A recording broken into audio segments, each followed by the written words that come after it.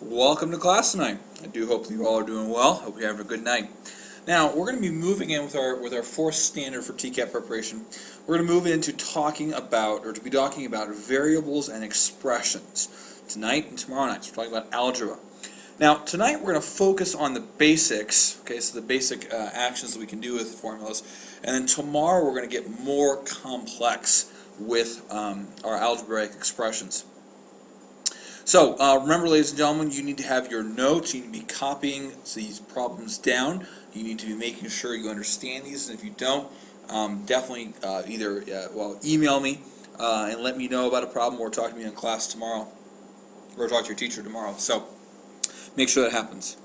Alright, so the very first, one of the most basic ideas about expressions is the idea of order of operations. And you see I did list out the order of operations right here. Now, we learned this as, in my class, we learned it as please excuse my dear Aunt Sally, or parentheses, exponents, multiplication, division, addition, and then subtraction. So that is the way, the order that you solve solve issues in an expression.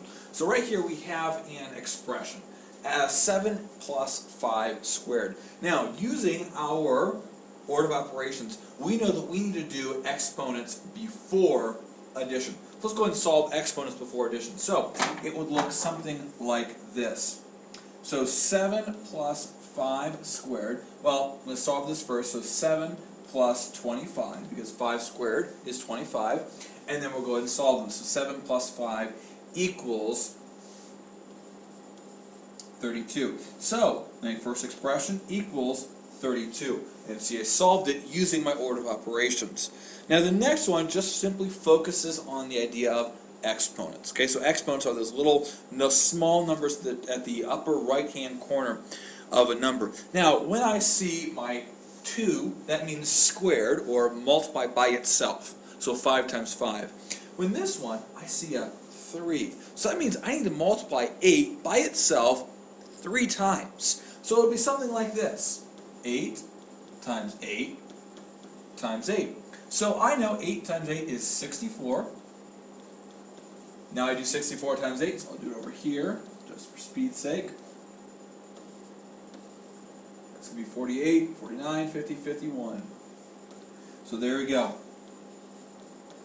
8 squared is 512.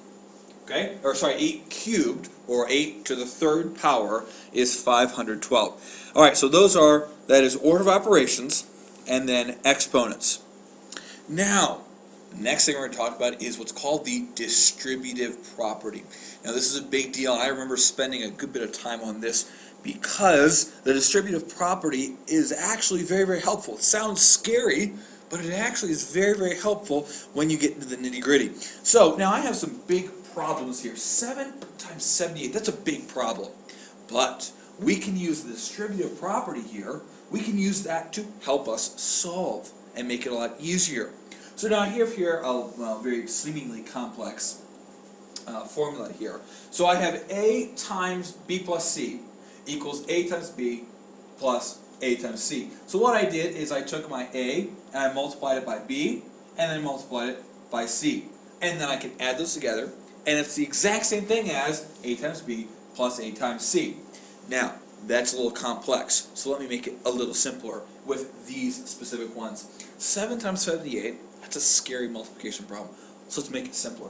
I know that 7, if I use that for A, times 78, I know I can do this. 7 times, well, 78 is the same thing as 70 plus 8, right? So 70 plus 8 equals 78. That makes a lot of sense. So I know that I can do this. 7 times 70 plus 7 times 8. Well, now, that is much more doable. That's much more easily solved. 7 times 70 is 490. 7 times 8 is 56. So all I do is add those two together. 490 plus 56. And I get 546. So I just solved a seemingly scary problem pretty simply, actually. So 546 and 46. So I use the distributive property to solve that problem very quickly. Now, just in case we don't understand it yet, let's do one more. I'll use a different color to make it more exciting. All right, so 3 times 19. 3 times 19 is scary. I don't know that one in my head, but I know I can do this. 3 times 10 plus 9, because 10 plus 9 is 19. So, 3 times 10 plus 3 times 9. Well, both those are very, very simple. You can do both those in your head very quickly. That's going to be 30. That's going to be 27. So you simply add those two together. I forgot to do this right here. So I simply just go ahead and add those two together, and I get 57. So there you go, ladies and gentlemen. I just solved a seemingly scary problem very simply by just using the distributive property.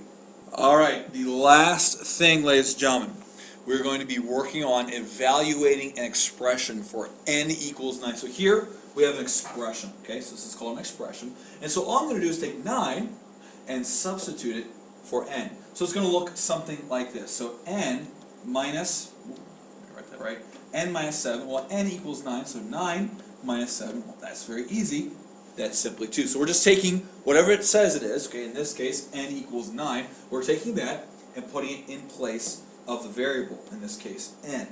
Alright, and the next one, number 6, let's try another one. So now we have 3 times 9 minus 5. Okay, so I need to solve this, so I put my 9 in for n, so 3 times 9 is going to be 27 minus 5, so 27 minus 5 is going to be 22. So there you have it, ladies and gentlemen. I very quickly and easily solved or evaluated those expressions for n equals 9. Just put 9 in the blank. Alright, good work. This is a little shorter, which I hope that is good. Hope you appreciate that. A little bit shorter. We're going to be focusing on more expressions tomorrow, though. So make sure you definitely understand these basic things. Make sure you bring your notes to class tomorrow. That's a big concept. Make sure you have that completely done. And that should be it. If you have any questions, please email me or talk to me in class tomorrow. Alright, have a great night, and we'll see you all in the morning.